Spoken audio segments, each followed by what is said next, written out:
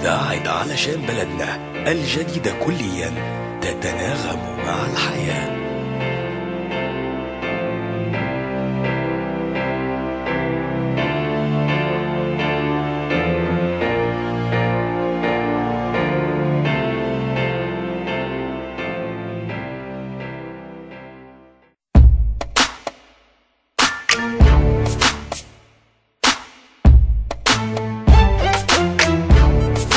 مزجها مع مزجنجي ونهال كمال على إذاعة علشان بلدنا.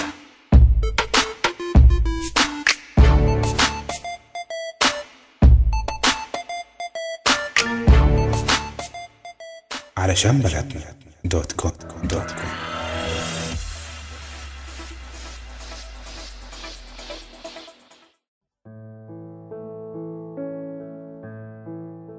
مساء الخير على كل بيسمعونا على إذاعة علشان بلدنا. معاكم نهل حجازي وهبة المهدي في برنامجكم حكايات بنات.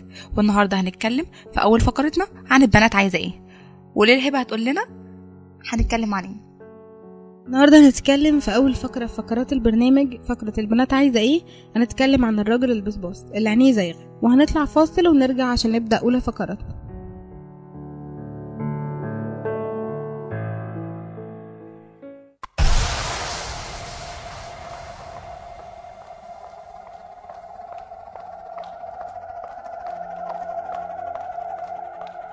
إذاعة علشان بلدنا، حرية، مهنية، مصداقية.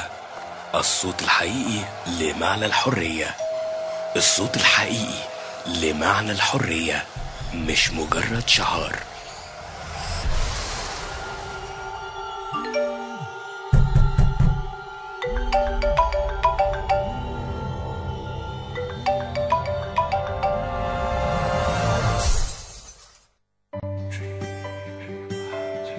إذاعة علشان بلدنا، المعنى الحقيقي لصوت الحرية.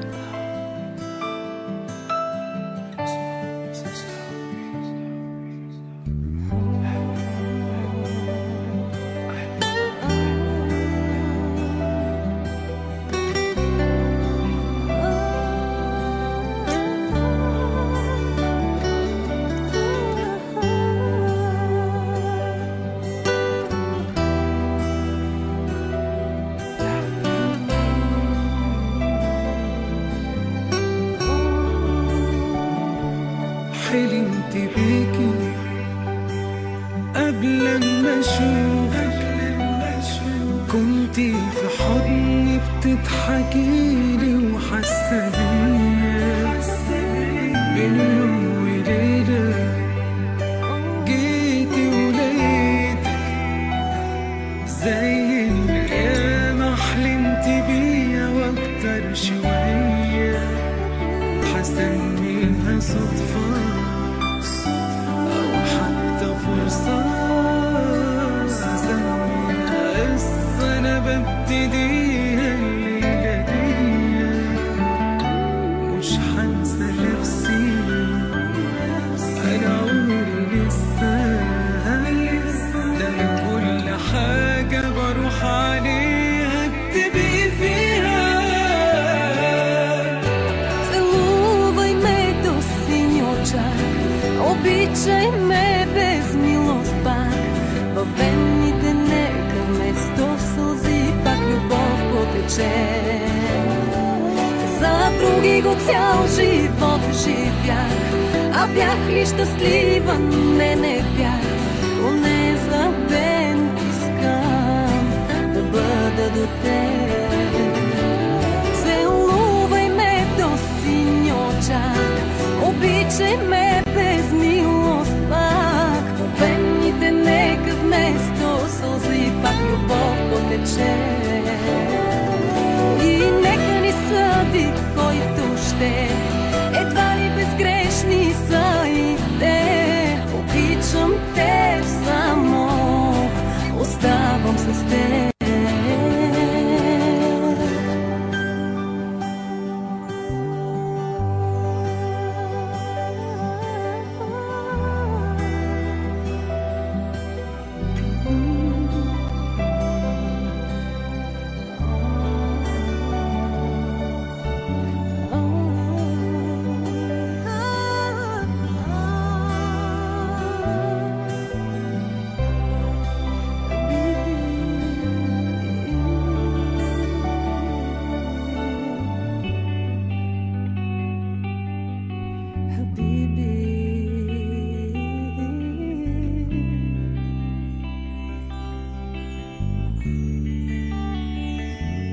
حلمت بيكي في ليالي كتيرة، كانت بجد أجمل ليالي عدت عليا. لو النهاردة بتكملي وتملى عيني الضحكة منك مش عادية، بعرف ايه فيكي بحاجات كتيرة، الحلم كافي كل حاجة تعمليها، والحلم يخلص وارجع وانام وافتح عينيا في الحلم وانتي سارحة فيها.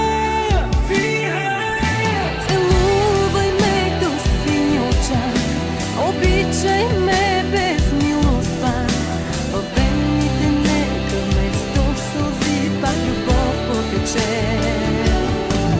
За други го цял живот живях, а бях ли щастлива, не бях. Поне за ден искам да бъда до теб. Целувай ме до сини очак, обичай ме без милостта, обените нека вместо сълзи пак любов потече. И нека ни съди, който ще едва ли безгрешни са и те. Обичам те само, оставам с тебе.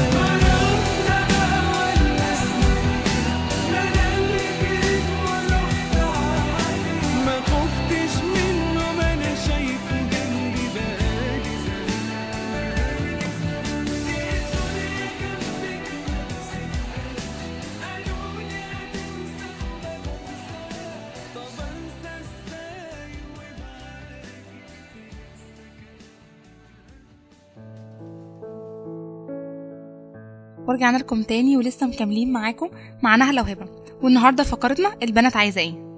النهارده في اول فقره في برنامجنا احنا طبعا بعد ما قلنا ان كل البنات اللي عندها حكايه او حاجه عايز تبعتها لنا على البيج البرنامج، فاكتر موضوع اتبعت فيه هو الراجل اللي عينيه زيك والحبيب اللي بيبص طول ما هو ماشي على دي وعلى دي. فاحنا النهارده هنتكلم في الموضوع دوت، وحاولنا نجمع كل الحكايات اللي جات لنا كده باختصار عشان نعرف نتكلم فيها. اول حاجه، مين اللي ممكن تقول ان حبيبها عينيه مش زايغه ومش بيبص على حد، او ان هي مش بتحس ان هو ماشي معاها بيبص على حد؟ وفي اللي برضو اللي هو بيحب يتعمد ان هو يعاكس قدامها حتى بالنظرات، مش شرط ان هو يقول اي كلام بس هي بتاخد بالها. وفي منهم بقى بنات كتير اللي هي بتكتم شعورها ده جواها وده بيقتلها.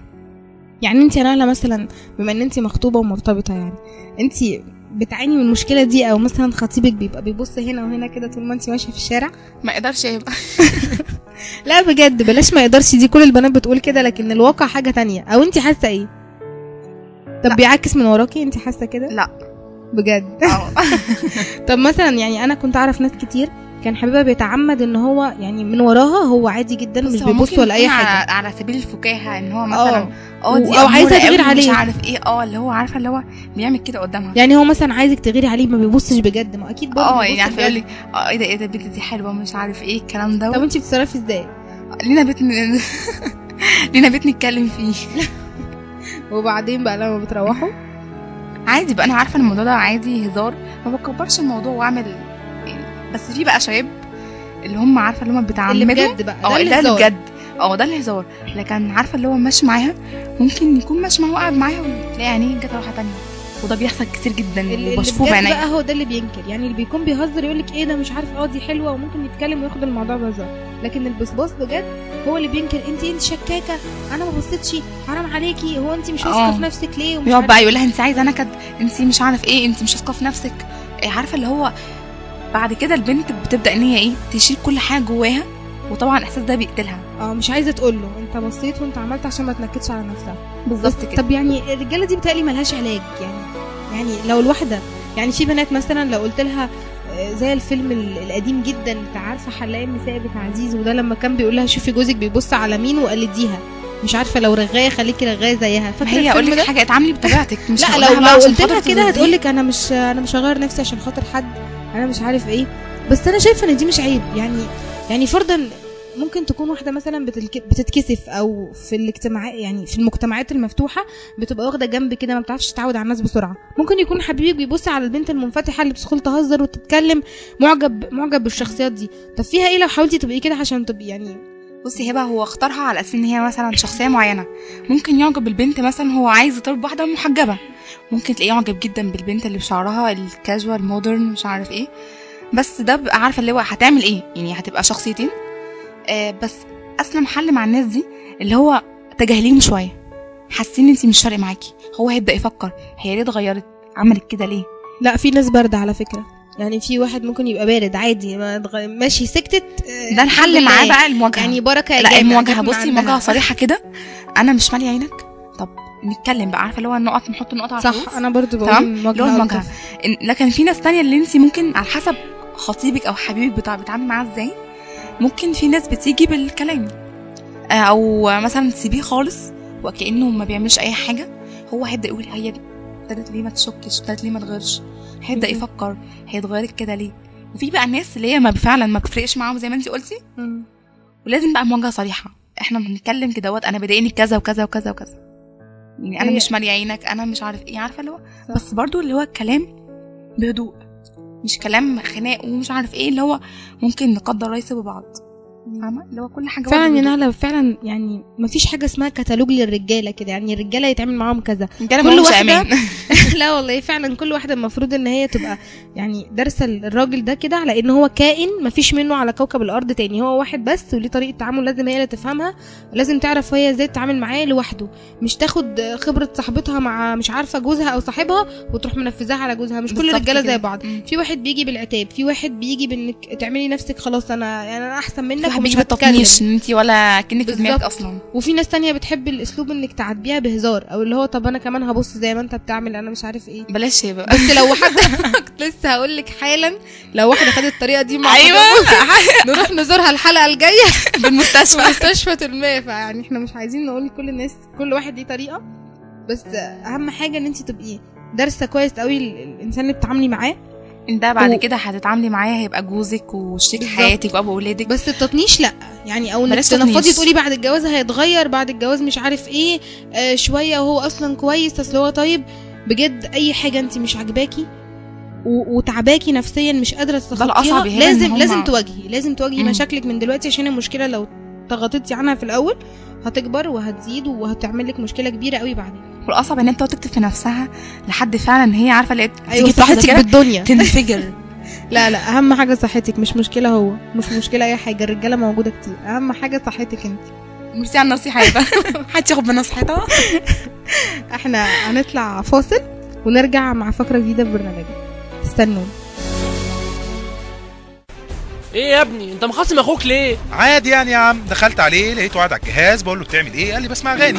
والصوره الحلوه بتتاخد في ثانيتين، اوعى تغمض عينك تقف بعيد وحيد، حاجات كتير حواليك بتناديك، ارسم ولون وشوش الناس، شغل مزيكا تخيل غني باحساس، سيب نفسك لو حتى يوم.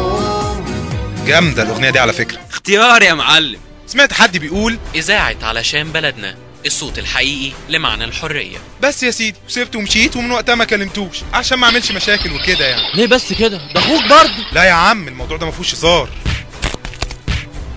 إذاعة علشان بلدنا ما بتتقلدش.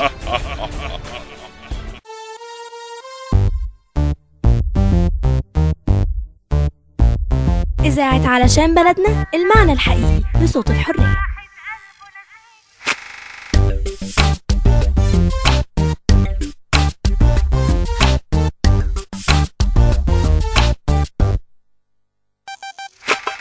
والنبي لو جاني بس ايدي كده وترجاني، انا عمري ما هرجع تاني، ما بقتش اقبل اعذار. حصل ما بيني وبين واحد قلبه نسيني، اتهزت صورته في عيني، ما بقاش في بينا عمار. والنبي لو جاني بس ايدي كده وترجاني، انا عمري ما هرجع تاني، ما بقتش اقبل اعذار. حصل ما بيني وبين واحد قلبه نسيني، اتهزت صورته في عيني، ما بقاش في بينا عمار. بيسأل عليا انا بعد الهنا بسنة، يا ريت تقولوله انا مش موجودة. ليه عيني زي كده يجي بعد كل ده، انا قلبي بيبان وبقيت مقفولة. والنبي لو جاني بس ايدي كده وترجاني، انا عمري ما هرجع تاني، ما بقتش اقبل اعذار. حصل ما بيني وبين واحد قلبه نسيني، اتهزت صورته في عيني، ما بقاش في بينا عمار.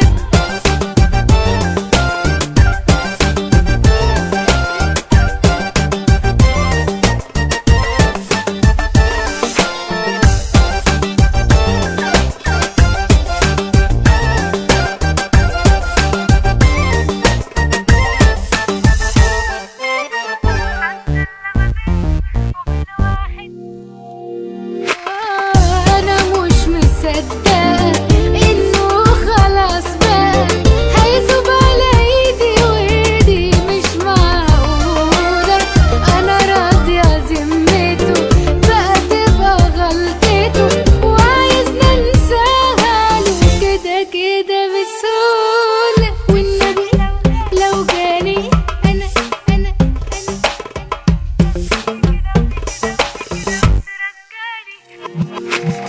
والنبي لو جاني بس ايدي كده وترجاني، انا عمري ما هرجع تاني، ما بقتش اقبل اعذار. حصل ما بيني وبين واحد قلبه نسيني، اتهزت صورته في عيني، ما بقاش. والنبي لو جاني بس ايدي كده وترجاني، انا عمري ما هرجع تاني، ما بقتش اقبل اعذار. حصل ما بيني وبين واحد قلبه نسيني،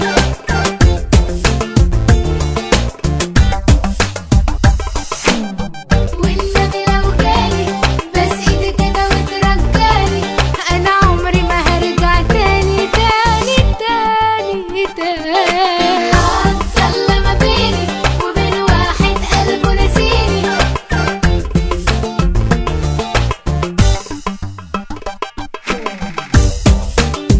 والنبي لو جاني بس ايدي كده وترجاني، والنبي لو جاني.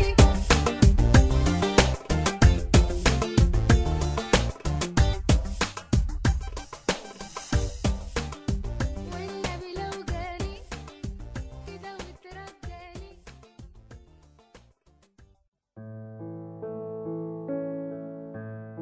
لسه معاكم هبة ونهلة في حكاية بنات، وتاني فقرة في برنامجنا وهي حكاية بنت، وهي الحكاية اللي احنا بتبعت لنا على بيج البرنامج، واحنا بنحكيها هنا وبعد كده بنناقشها، وكمان بنسمع فيها اقتراحاتكم وكومنتاتكم في بيج البرنامج. نهلة تحكي لنا النهارده حكاية، وحكايتنا النهارده بعنوان متجوز وبيحبني ومش عارفة أعمل إيه.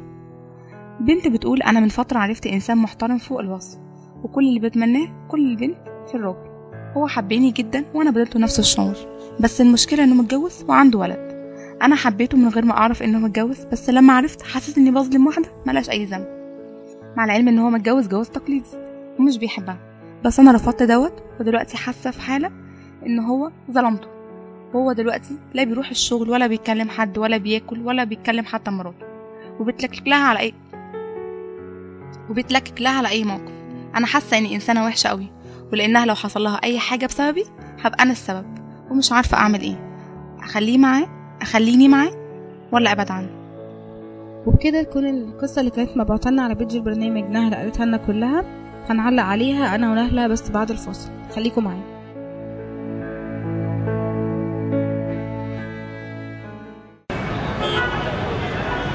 اقرا الخبر. اخبار اهرام جمهوريه. يا ريس النبي كده هات لي جنون الاهرام معاك اشوف فين النهارده. عناية يا باشا. لا اقول لك ما توريك يا الجمهوريه. ماشي يا باشا. لا احسن هات الاخبار نعرف فين النهارده. انت محير نفسك ومحيرني معاك ليه؟ ما تسمع اخبار علشان بلدنا وخلاص. اذاعه علشان بلدنا، الصوت الحقيقي لمعنى الحريه. مش همنعك امشي الطريق اللي انت شايفه هيبقى صح.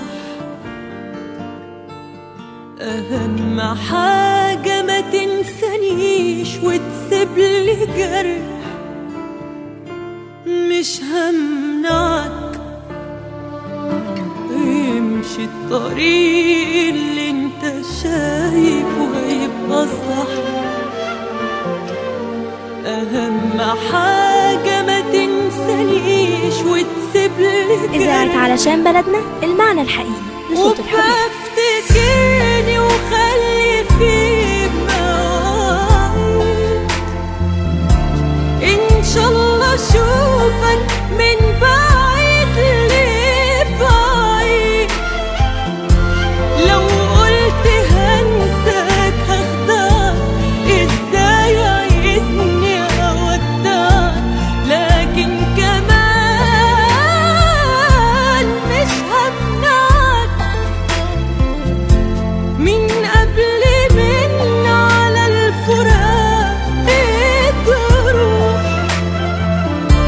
معقولة بينا الحب جاب خروج؟ لو قلت هنساك هخدعك، ازاي عايزني اودعك؟ لكن كمان مش همنعك من ناحيتي. بعدك خلاص هرضى بنصيبي وقسمتي. حواليا ناس تصعب عليهم وحدتي. من ناحيتي بعدك خلاص هرضى بنصيبي وقسمتي. حواليا ناس تصعب عليهم وحدتي. وبفتكرني وخلي فيه مواعيد إن شاء الله أشوفك من بعيد لبعيد. لو قلت هنساك هخدعك، إزاي عايزني أودعك؟ لكن كمان مش همنعك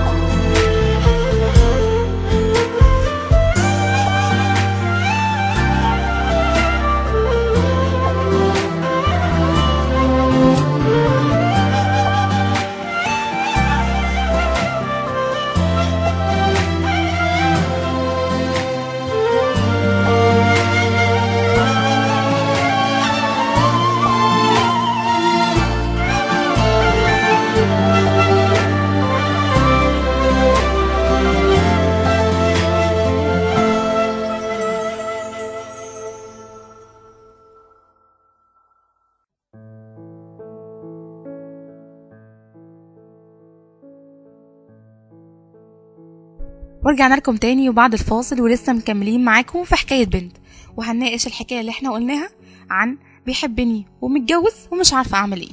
اولا كده يا نهال احنا عايزين نتكلم واحدة واحدة عن موقفها وعن موقفها. اول حاجة ده واحد متجوز وعنده طفل وعنده حياه مستقره هو اللي اختارها، محدش غصبه عليها. هو اول هبه بيقول جواز تقليدي، يعني هو حتى اختار جواز بنفسه. تقليدي يعني هو اختار بالظبط. جواز تقليدي يعني جواز تقليدي، جواز عن حب بقى، جواز ايا كان يعني. انت ما تكتف ما كتفوهوش وقعدوه قدام المأذون، هو اتجوز بإرادته. ايوه بالظبط كده. انت اتجوزت وانت عارف ان الست اللي انت متجوزها دي لازم تحترمها، وان هي ليها حياتها اللي انت مش لازم تعكنن عليها ولا تضايقها، لان انت ما اتجوزتهاش غصب عنك. وبعدين هبه ان هو كذب عليها في حد ذاته. ازاي الحب حاجة اصلا يبني على كذبه؟ ان هو يكذب عليها ان هو متجوز، دي حاجه مش بسيطه. وهو خاين، هو اولا كذب وخاين في نفس الوقت. هو كذب عليها هي، وهو خان الست اللي هو متجوزها. وكمان يعني موقفه ايه؟ ان هو حتى ما فكرش، واناني جدا، لا فكر في مراته ولا فكر في ابنه، وحتى ظلم واحده. اناني حتى في حبه، وظلم واحده وحب واحده وعلقها بيه. طيب انت عملت ليك كل ده، ملوش اي عذر. بالظبط. وهي كمان يعني نفترض يعني ان هو مثلا انفصل هو ومراته اللي متجوزه تقليدي ديت، زي ما يكون مثلا جواز تقليدي دي زي ما نكون بنقول الجواز على الورق او مش جواز حقيقي، مفيش حاجه اسمها كده، هو كله جواز في النهايه. لو مثلا انفصل عنها بشكل محترم جدا وجي طلب ايدك او انه يتجوزك، انت هتبقي واثقه فيه انه مش هيخونك؟ واثقه فيه ان هو بعد كده مش هيقول اصل انا كنت بحب، اصل ده جواز نزوه والجواز الاولاني كان جواز تقليدي وانا دلوقتي بحب وزي ما هو عمل في مراته هيعمل فيكي. لو بعد مثلا لو هو ساب مراته كما تدين ممكن يعمل فيكي نفس اللي عمله معاها ويحبها تانية. اللي يخون مره بيخون ألف.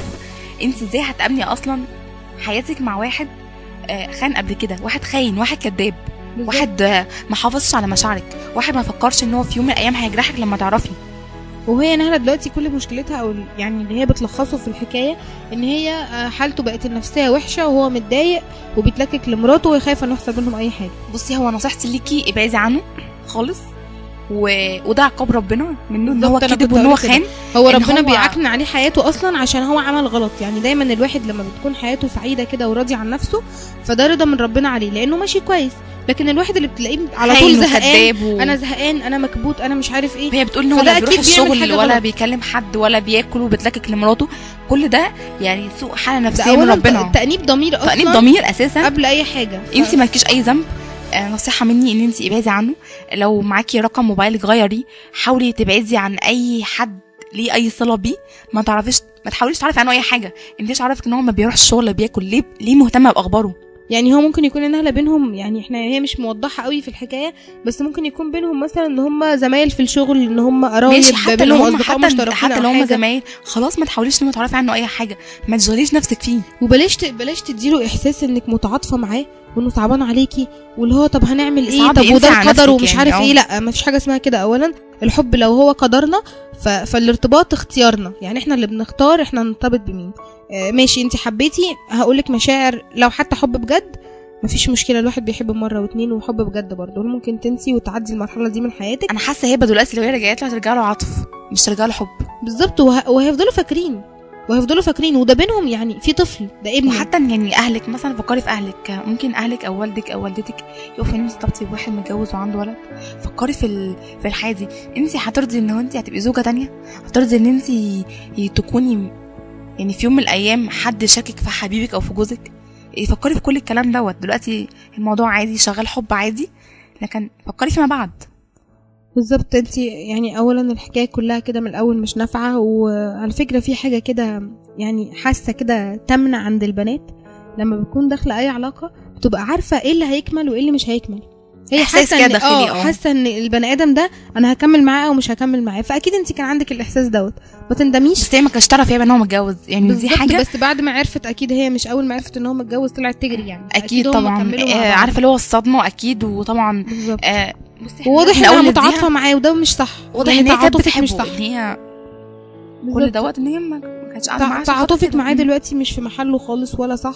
كل الحكايه بس انت تقعدي كده تفكري مع نفسك وتاخدي كده قرار، انا خلاص هقطع علاقتي بالانسان ده لانها اصلا مش علاقه ومش نافعه تبقى اي حاجه خالص، وتبداي حياتك من اول وجديد، واعتبريه ان هو ما دخلش حياتك اصلا. وكده احنا خلصنا الفقره ديت. ايوه، وهنطلع فاصل واستنونا في حكايه بنات على راديو علشان بلدنا بعد الفاصل.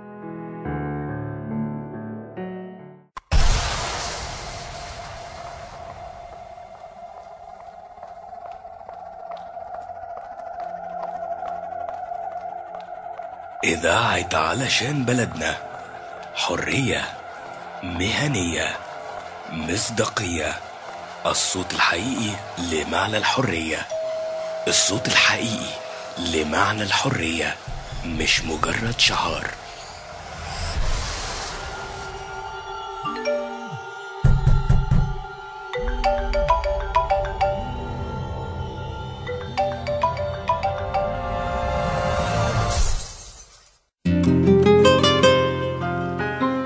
إذاعة علشان بلدنا، المعنى الحقيقي لصوت الحرية.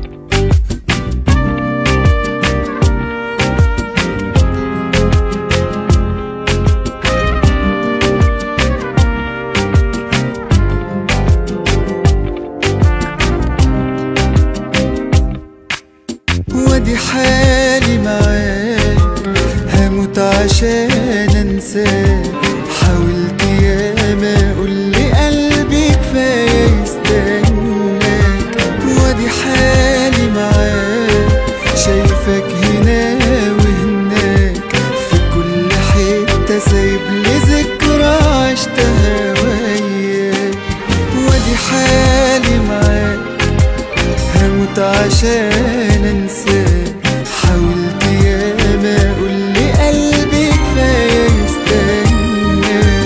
ودي حالي معاك، شايفك هنا وهناك، في كل حتة سايبلي ذكرى عشتها وياك. مش ذنبي ان قلبي راح معاك وما جاش.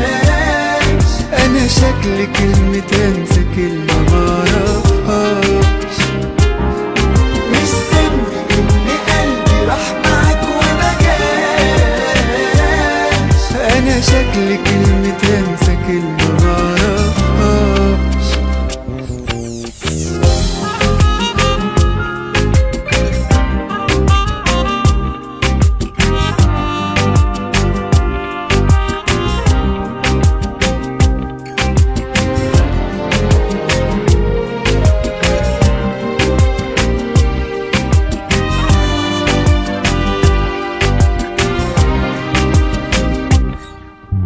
أيام بتفوت بعدك ببطء بموت. على طول وحشني وليه سايبني ومش سامع لك صوت. في جراح وعذاب حتى الأمل كداب. كل لما بقفل الباب حبيبي الذكرى تفتح باب.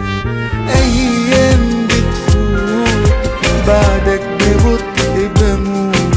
على طول وحشني وليه سايبني ومش سامع لك صوت. في جراح وعذاب حتى الأمل كداب.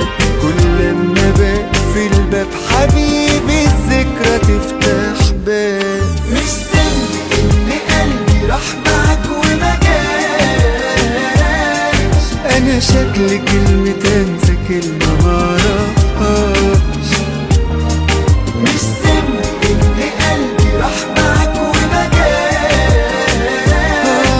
أنا شكلي كلمة أنسى كلمة معرفهاش.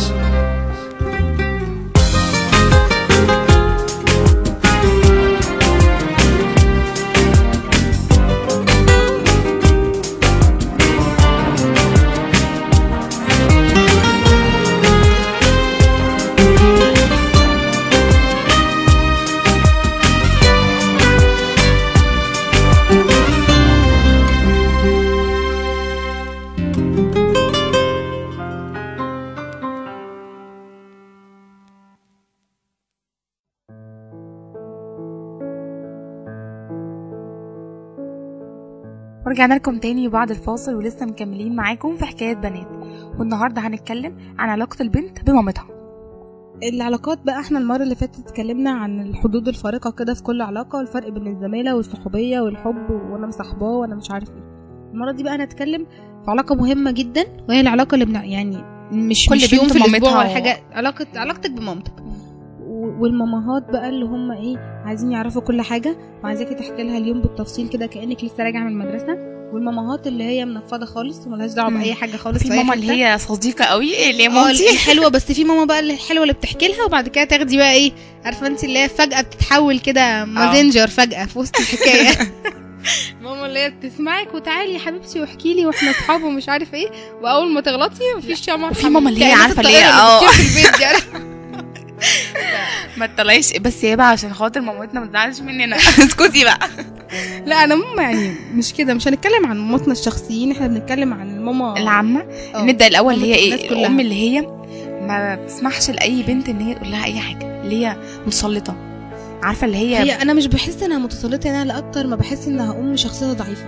يعني مجرد ان انت مش قادره تسمعي بنتك بتحكي لك عشان خايفه انها تكون بتغلط، فانت اصلا شخصيه ضعيفه مش قادره تواجهي. يعني انت مش الام القويه المتسلطه زي ما الناس متخيله انها قويه لدرجه ان بنتها بتخاف تحكي لها، ده انت اللي خايفه تسمعي مش بنتك اللي خايفه تحكي لك. في بنات كتير قوي يعني بجد صحابي بقى نفسهم قوي يحكوا لمامتهم، اقرب حد ليهم، بس بيخافوا. اقول لها طب انت طب احكي لمامتك، تقول لي لا ما ينفعش ماما، لا، عارفه اللي هي تتخض كده مره واحده. وفي بقى يعني امهات تانية اللي هي تحب قوي تسمع بنتها قوي، وهي عارفه اللي هي تنصحها بس بالراحه، تسمع منها قوي وتقول لها كانها صديقتها. واعتقد ان ده يعني دي الام المثاليه بجد. بس دي طاقه رهيبه على فكره، لان انت تخيلي نفسك كده ان انت ماما مثلا وابنك جاي بيقول لك انا عملت حاجه غلط، تبقي من جواكي بتغلي وعايزه تقومي تكسري الدنيا، بس انت مضطره انك تبقي هاديه وبتسمعي بالراحه وبتدي نصيحه بالراحه. واحيانا اكتر مشكله بقى بين الام وبنتها الصديقه اللي غير مرغوب فيها، او انك عندك واحده صاحبتك انت متمسكه بيها جدا ومامتك بتكرهها عنها ومش عارفه وبتكره اسمها وبتكره وجودها كده في حياتك. بس ساعات بتقلب مع البنات كده، يعني انك تبقى مامتك صديقتك ديت بتقلب معاها انها بيزعلوا من بعض، تبقى دي كارثه بقى. اصل انا صاحبتي مثلا مخصماها، فعادي بنتقابل في الكليه بنقلب وشنا في وش بعض، ما بنتكلمش، كل واحد بيقعد في المدرج عادي. لكن ماما في البيت مخصماها، فمعنى كده ما فيش اكل جاهز، ما فيش هدوم انت يعني كل همك على اكل الهدوم بس. لا يعني تستغل منصبها على فكره الامهات. اقصى عقاب ان الام عارفه ليه تكلميها ما تردش عليكي، او تقول لك انا او قلبت الوش اللي على الصبح من غير مبرر، دي عارفه انت عملتي كده طيب ماشي براحتك. عارفه والله انا يعني انا من نوع الناس اللي بحس ان لو خبيت حاجه عن ماما يبقى انا بعمل حاجه غلط وبيبان عليكي. ده انا ماشيه في البيت عامله زي اللي بيهرب مخدرات كده، عارفه لو بضحك اقعد اضحك كده، بتكدبي يا نهله صح؟ اقول لها ايوه. وفقرات اللي عارفه الفقره المفتوحه لما تيجي عايزه تداري على الحاجه اللي انت عاملاها، فبتقعدي تالفي لها اي حكايه ومش عارفه مين النهارده والتاكسي سرقها، عارفه خلاص قولي الحقيقه خلاص عارفه جيب من الاخر. لا بس بجد يعني والله انا عايزه اقول لكل البنات نعيد نظر في علاقتنا بمامتنا. يعني في مننا اللي بيكذب بقاله 3 4 سنين. نتكلم برضو عن الامهات اللي هي منفضه لعيالها، اللي هي في مثلا امهات اللي هي ممكن تشغلها شغلها شويه، وفي امهات اللي هي اصلا مش مهتمه تعرف ايه، او حاسه ان انا كبرت، هو انتوا لسه صغيرين، او انا لسه مش مهتمه. لا قاعده تقول ايه، هو انا فاضيالكم، انا اللي فيها مكفيني، عندي مشاكل البيت ومش عارف ايه فاهمه؟ اللي هي اصلا ما بتحبش تسمع عيالها، ما بتسالش. وده طبعا بينس يعني خلي كده بنت نفسها تكلم مامتها وهي اصلا مش دماغها. لا بس على فكره اصلا البنت بتحس كمان ان هي وحيدة. اصلا مفيش الخانه بتاعت اكلم ماما دي في حياتها. هي اكلم ماما هكلم مين؟ هي ممكن تكلم حد كبير، طبعا دي كارثه طبعا انك تكلمي اي حد كبير. واصعب حاجه لما تحس ان بنت عندها ماما او عندها ام وتعتبر حد تاني ان هو في مقام مامتها بالظبط، عارفه اللي هو او مامة صاحبتها. او مامة الامهات دي ما بتغيرش، يعني الامهات دي مش بتغير لما تلاقي واحده بنتها كده رايحه عند واحده مامة صاحبها عايشه عندهم كده، يعني تحكي لها كل حاجه تحكي لعمتها، عارفه اللي هي بتبقى محتاجه بجد الام التانية، الام اللي هي تسمعها. حاجه بستغربها بقى الامهات اللي بتعمل يعني عارفه، يعني مش عارفه اسمها ايه بصراحه، يعني مثلا تكون عارفه ان بنتها بتحب خالتها قوي اللي هي اختها، فبتروح عند خالتها تحكي لها كل حاجه، تروح خالتها دي متصله بمامتها وتحكي لها كل حاجه في التليفون. طب ليه اللفه دي يعني؟ طب يعني ما انت عارفه كل حاجه، طب ما تقومي بالدور انت لوحدك. ليه المخابرات دي؟ ليه جو المخابرات ده؟ بس احيانا بيبقى ناجح ان برضو اللي عارفه انت اللي هيبقى كده بتحوش حاجه ازاي تحكي لاختي وما تحكيليش انا وامها. عارفه ليه برضو انا امي بتزعل لما اقول لها خالتي اكلها حلو النهارده، تتضايق تقولي وانا اكلي وحش. عارفه ليه الغيره حتى من موضوع الاكل او حاجه بسيطه قوي، فما بالك بقى ان هي احكي لها سر او احكي لها حاجه امي ما تعرفهاش. في بنات فعلا هيبقى غصب عنها ان هي ما تحكيش امتها ان هي دي طبيعه مامتها مش هتغيرها، بس الانفعال بتاع حاولي واجهيها، اقولها يا ماما انا محتاجه لك، انا محتاجه اتكلم معاكي، محتاجه تكوني جنبي، ده اسلم حل للمواجهه. بس يعني برضو في امهات يعني بتبقى بجد صعبه، يعني صاحبتك عندها طولة بال تسمعك ومثلا خلاص انت وصاحبتك اتكلمتوا في موضوع والموضوع ده غلط او الام الشديده بحد دي غلط، ماشي صاحبتك هتقولك لا ده بني ادم مش كويس ابعدي عنه، فانت مش هتنفذي القرار طبعا تاني يوم، هتقولها لا اصله كلمني اصله بعت لي مسج بالليل احنا رجعنا نتكلم، فصاحبتك هتعيد معاكي نفس الموضوع تاني، لا لازم تاخدي القرار. ممكن مثلا عشان تقطع علاقتك بحد لو اصلا علاقتكم شهر فبتقطعيها في 3 شهور، صاحبتك بتستحملك، لكن مامتك احنا رجعنا تاني واحنا مفيش فايده واحنا مش عارف ايه، بتزادني بقى كل شويه ومش عارف ايه. او عارفه انت الامهات اللي بتجيب من الاخر دي، اول مثلا ما تيجي تقول لها ماما انا النهارده مش هيخطبك امتى جاي امتى اديله رقم بابا اللي هو وشي كده، طب صلي على النبي يا حاجه كده واهدي كل حاجه بتيجي بالوقت، مفيش عندها الاوبشن ده خالص، هي عايزه تجيب من الاخر يعني. انت بتستخدميني في حاله ان حد يخطب لك، بس اكيد بتحلم بنتها تكون هي عايش مرتاحه، ان هي اكيد بتخاف على مشاعر بنتها، عايز تعرف البني ادم ده فعلا بجد معاها ولا بتسلى بيه. دي حاجه ما نقدرش ننكرها، ان احنا في يوم من الايام هنبقى ام برضو وهنحس دوت. بنتك خايفه عليها، خايفه ان حد يلعب بيها، خايفه ان هي تنجرح.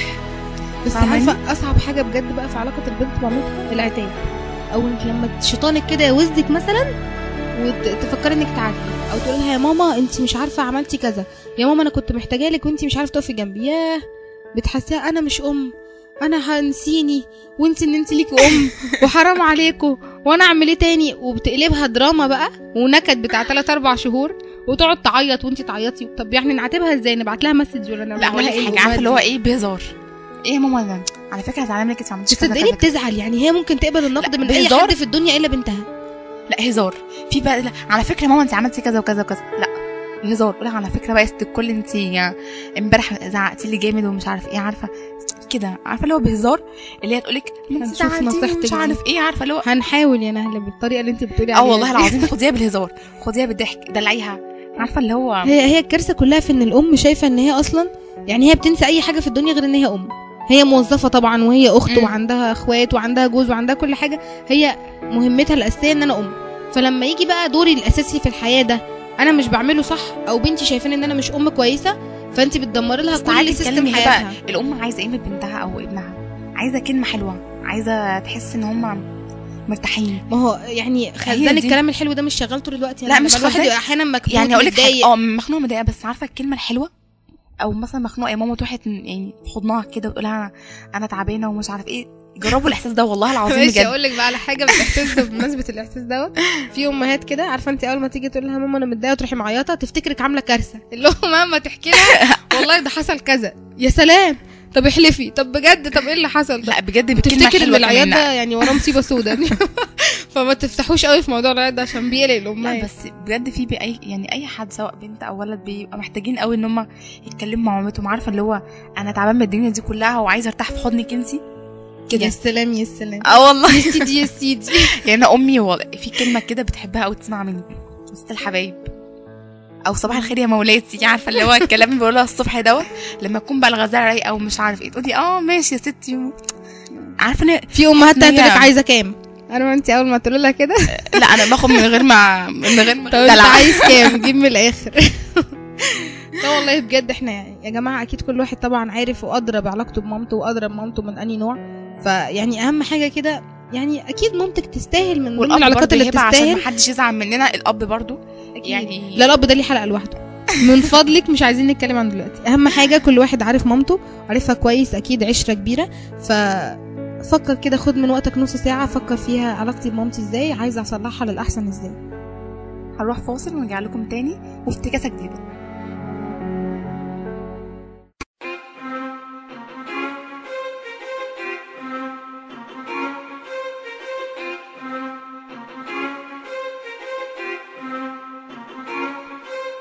اسمع علشان بلدنا بنصنع مصنع لإنتاج أخبار من المصنع، فمن اللي رافع المستوى لودن كل مستمع جاتله الأخبار من هوا فبتسمع راديو حلو كداوة، قرب أخبار جديدة جرب، مين اللي اتكلم على البطالة، مين اللي قال للمستمع، مين شغل أصالة علشان بلدنا بتسمع، يا ليل يا عين يا حليم وطربه يا ناس يا هو، راديو علشان بلدنا جيها هو، وده أصل طلبه أصل طلبه.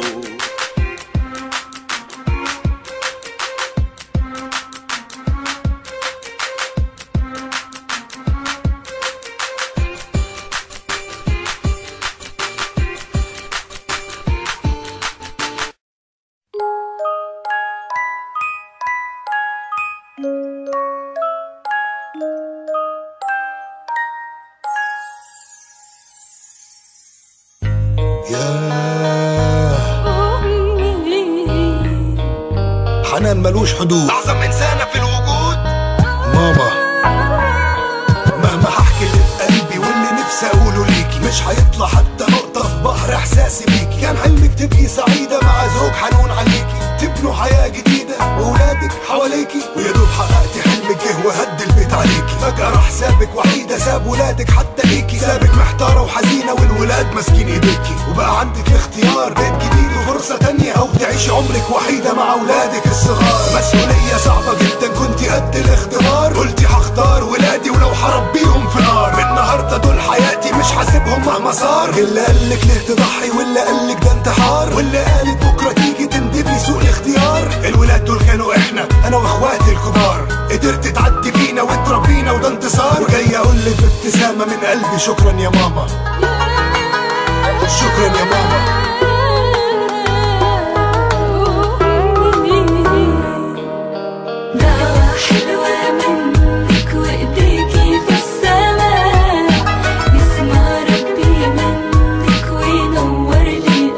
شكرا يا ماما. دعوة حلوة منك وإيديكي في السماء، يسمع ربي منك وينور لي أنا.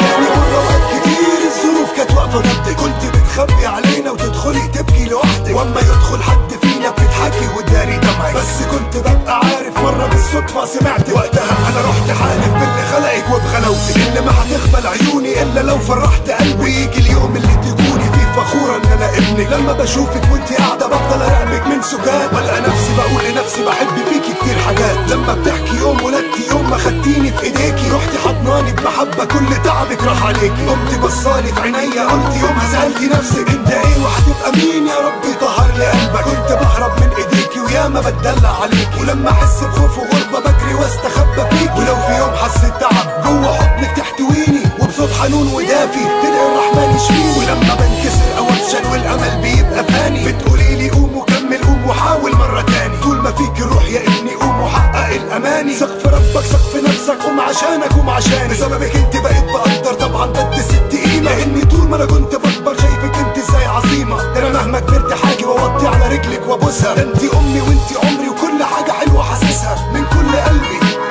شكرا يا ماما.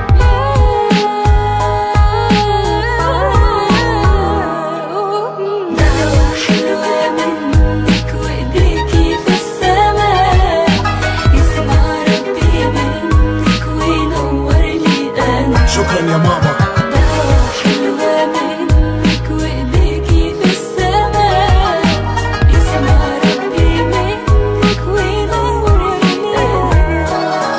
دعوة حلوة منك وإيديكي في السماء، يسمع ربي منك وينور لي أنا. دعوة حلوة منك وإيديكي في السماء،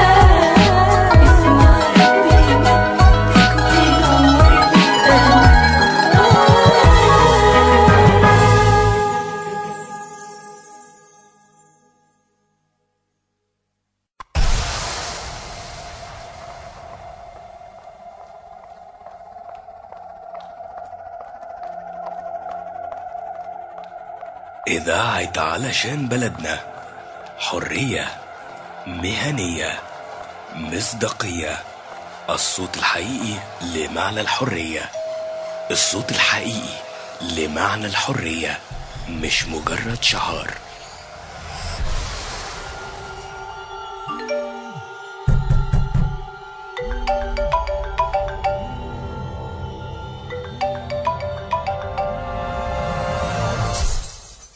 علشان بلدنا .com.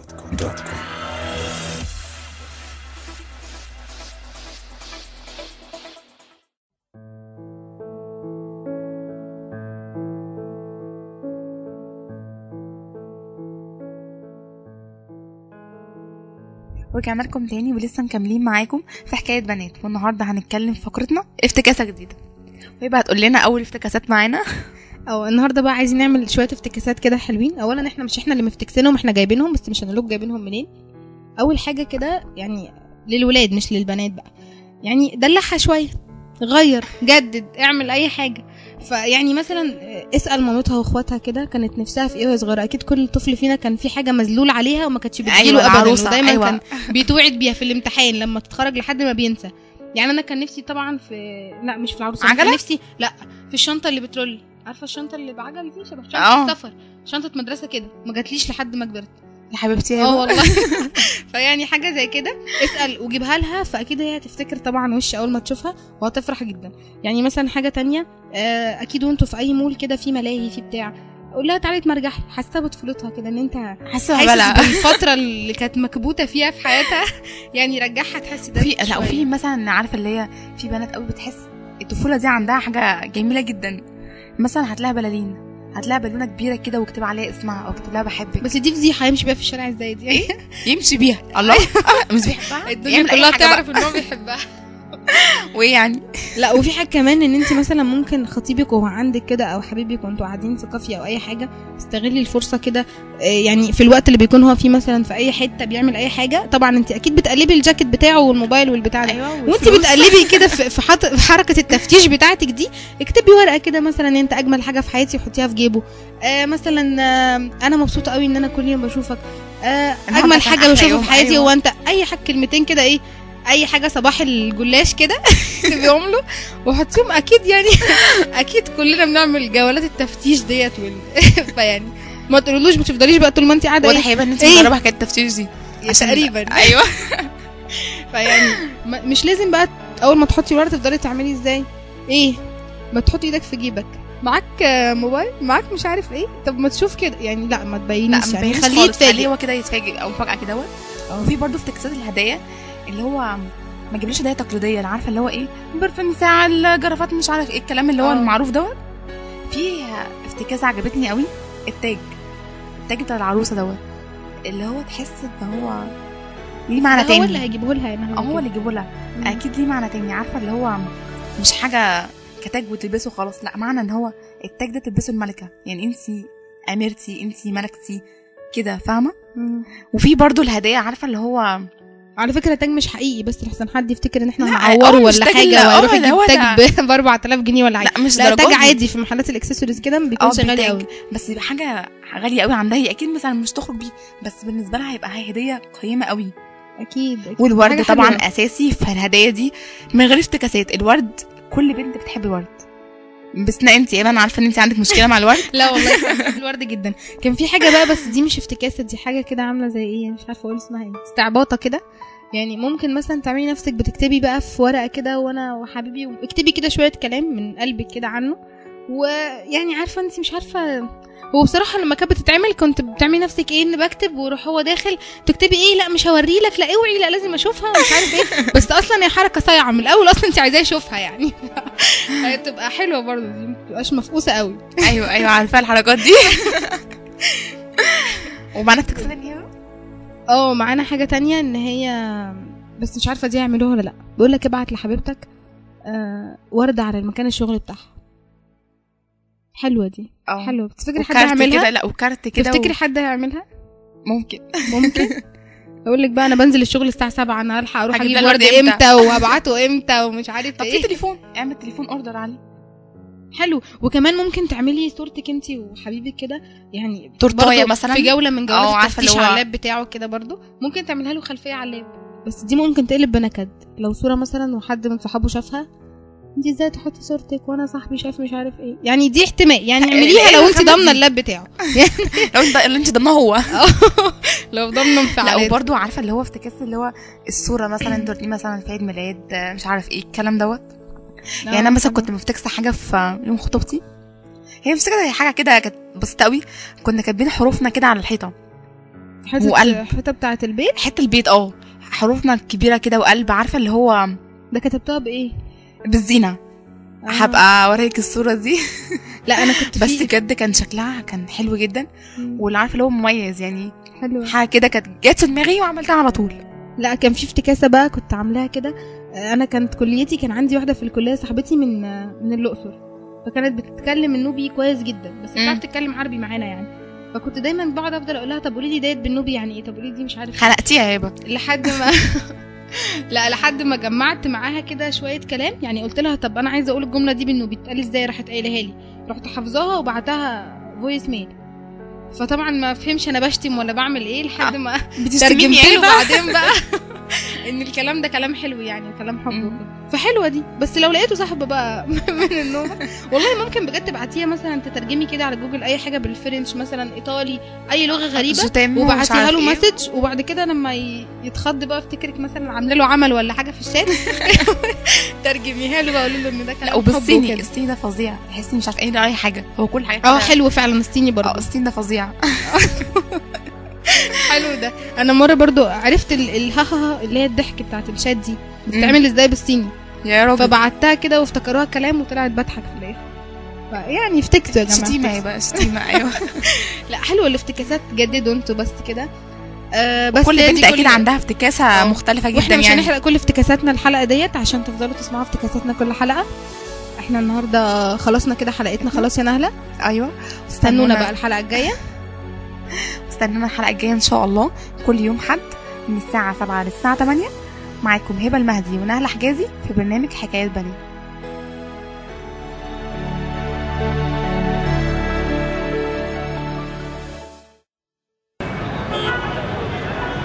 اقرا الخبر، اخبار اهرام جمهوريه، اخبار اهرام جمهوريه. يا ريس يا ريس، النبي كده هات لي جورنال الاهرام معاك اشوف فين النهارده. عناية يا باشا. لا اقول لك ما توريني كده الجمهوريه. ماشي يا باشا. لا احسن هات الاخبار نعرف فين النهارده. انت محير نفسك ومحيرني معاك ليه؟ ما تسمع اخبار علشان بلدنا وخلاص. إذاعة علشان بلدنا، الصوت الحقيقي لمعنى الحرية.